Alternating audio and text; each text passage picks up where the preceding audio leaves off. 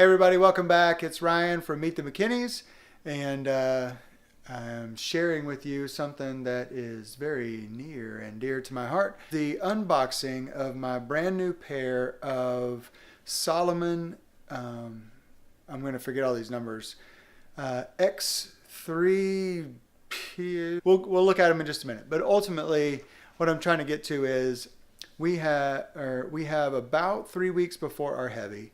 I've got my marathon ruck on Saturday, which is 2 days away, and I'm doing something that's a big fat no-no. It is get a new pair of shoes just before you do all that stuff. Little boxing knife out. How about that? I'll put that back up.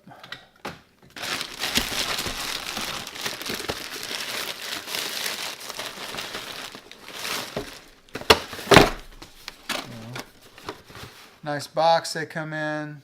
Going to show you that. There's the Salomon name. Sizing chart on the back. A lot of gibberish. Open them up. Typical box that you would normally expect with shoes or what have you. This is them. This is the Salomon XA Pro 3D. You can see here's the name on them here. And the shoe itself. Nice toe box here. I did get the wide version. I'm going to try this out. You see that? Wide. Reading some of the reviews, it was supposed to be good for higher insteps. Good rugged shoe on the bottom. You got plenty of lug. So if you need something where we're going, which is going to be in mountain terrain, but also want something that'll be good for sort of urban terrain where you've got some some nice hills and everything, but you're maybe on some asphalt or some gravel road or whatever. That's it. Now, one thing about this shoe is they did talk about in the reviews that the back heel of this is still narrow, like you would expect for a regular shoe to be. But this part here is much wider, and that's the part where I need it, is actually in the toe box. I have a issue with my right foot personally, and both my feet have high instep, yada yada, but my right foot especially. Oh, and one other thing I didn't do, they sell this particular shoe in a Gore-Tex model and also in a waterproof model. I know for a fact that I am going to be submerging these above the top of this. I know I'm going to get wet, and a waterproof shoe, once it gets wet on the top and in the inside, that water, if it can't go in, it can't come out. So you don't want a waterproof shoe for this. You want one that's going to drain very well. So I got the one that was non-Gore-Tex. And from what I understand, these drain pretty well. So that's why I got them. Here is the right foot. This is the one where obviously I have issues with on my right foot. And we're going to try these on in just a second. With this shoe, it feels really good right now, but that's not always a great indicator when you first put the shoe on. That's one of the reasons people get into trouble with just buying something off the rack.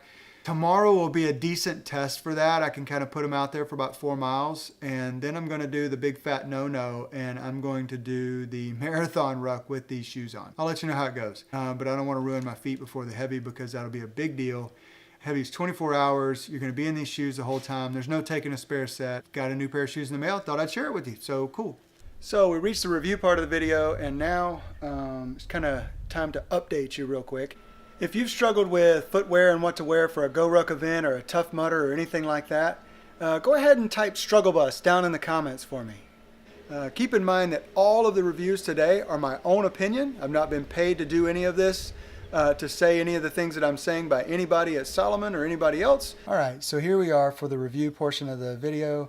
Dig into it. I did complete the marathon ruck like I was telling you. The thing about this shoe, this is the Salomon XA Pro 3D, and this one is non-Gore-Tex, non-waterproof. First off, out of the box, great shoe. I completed the marathon ruck and a 4-mile run in these, and no blisters, no issues on my feet. I did start to get one hot spot about halfway through after I Took a break about halfway through the marathon ruck. I took about a 10-15 minute break. I took my shoes off, my socks off, and put some KT tape on the bottom of my shoe, on the bottom of my foot. And once I did that, no more issues with my feet, but I don't think it was the shoe that was causing that. I think it was how I was stepping. But yeah, completed the marathon ruck straight out of the box. I was very nervous about that, but right out of the box, this shoe did a fantastic job. All right, so the next thing is this very sturdy outsole. If you take a look, you can see these lugs, and I've talked about these earlier in the video. They get great traction on them. They don't wear out that easy. They got some pretty good scuffs, or chances to be scuffed up, and they didn't through this last ruck. They're also they're not very bendy, which is, they're bendy enough, let me say that, but not like a normal trail running shoe. To me, they stood up to the test of time a little bit better. So, and also when I step on rocks, this part of the pad of my foot normally gets sore, and I didn't have any of that this go round. Especially, doing 26.2 miles, you end up learning a lot about your feet during those times. So the next thing is this soft material that is around the ankle cup. In here you can see this is very soft. It's soft, but it's made of a very rugged material. I'm sure that it would rip if you tried to, but it seems to hold up pretty good, and it felt pretty good on the ankle. The only issue that I had here was on the outside of the ankle. This part, I don't think it dips low enough for on my foot. And that was only with footy socks. When I wore a full-length wool sock for the marathon ruck, I didn't have any of that issue. So really wasn't an issue at all for me on that. So next I want to talk about the upper on this shoe, and that's from here on up. You can see that this shoe has the cup down here. It's not waterproof down here, but this shoe is not waterproof, but this shoe does have sort of a protection, if you will. It comes up, it's got a rubber reinforced toe, but it's got this level of being able to step in a puddle and keep your feet dry. But I purposely got my feet wet, and they do dry, and they're very breathable on the top. So very good shoe for that, and they're kind of bendy. Also, I mentioned that this is the wide version of the shoe, so good to go on that. The next thing I want to talk about is these speed ties that are on the shoe, and a lot of people love these, a lot of people hate these. I am kind of in the middle. The only thing I don't like about these is that they kind of get stuck. They're a little bit rigid, which also turns out to be pretty good. For a GoRuck event, I can imagine that this is going to come in very handy, because we're going to get our feet wet, we're going to want to take our shoes off, we're going to want to actually go in and change socks, all that good stuff that goes with it. So that's what we'll be doing, and it was actually helpful. So it kind of grew on me a little bit, but wasn't a big fan at first just because it got stuck a lot. Next is this reinforced rubber toe. If you see this, I don't know how well you can see it, but all of this, I am a toe stubber when I hike or ruck or whatever, and when I get tired, I tend not to pick my feet up as high. And these came in super handy for that. And if I was kicking rocks or whatever it was, normally I would feel that in my toe, and like I mentioned before, I got an issue with my right foot, but I would normally feel that. I didn't feel any of that this time around. I got something on it, but I didn't feel any of that this time around. So excellent, excellent, excellent. So if I take a look at these, I would give these shoes a 4.5 out of 5 on these shoes. The reason is they've got the strong insole, they've got the soft ankle collar that's on here. They're very durable, and they've got the quick on and off speed laces, the reinforced toe, and they've got great grip on the bottom. So really good shoe for that. If I had to really dig in for some downsides on this, is that the speed ties get stuck a few times when I'm using them.